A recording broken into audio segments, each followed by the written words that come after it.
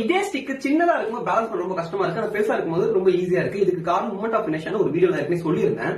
ஆனா ஏன் வந்து ஒரு பெரிய ஸ்டிக்கு மூமெண்ட் ஆஃப் இனர்ஷியா அதிகமா இருக்கு? இது ரொம்ப சிம்பிளான ஒரு கான்செப்ட்ங்க. ஓகேங்களா? சோ இப்போ வந்து இந்த ஸ்டிக்கை சின்னதா வச்சுக்கோங்க.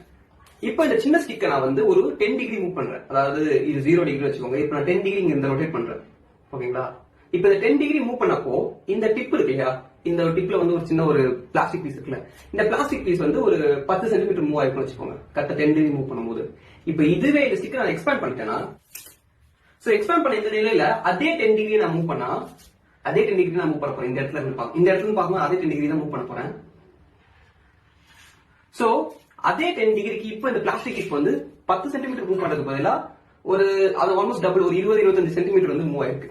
சோ இப்போ இங்க என்ன நடக்குதுன்னா, பெரிய ஸ்டிக்கை வந்து மூவ் பண்ண வைக்கிறதுக்கு எனர்ஜி அதிகமா தேவை. சோ பெரிய ஸ்டிக்கு எனர்ஜி அதிகமா கொடுத்தாதான் சாயும். ஓகேங்களா? சோ அந்த எனர்ஜி எங்க இருந்து ப்ரொடியூஸ் ஆகுதுன்னா கிராவிடேஷனல் ஃபோர்ஸ்ல இருந்து ப்ரொடியூஸ் ஆகுது.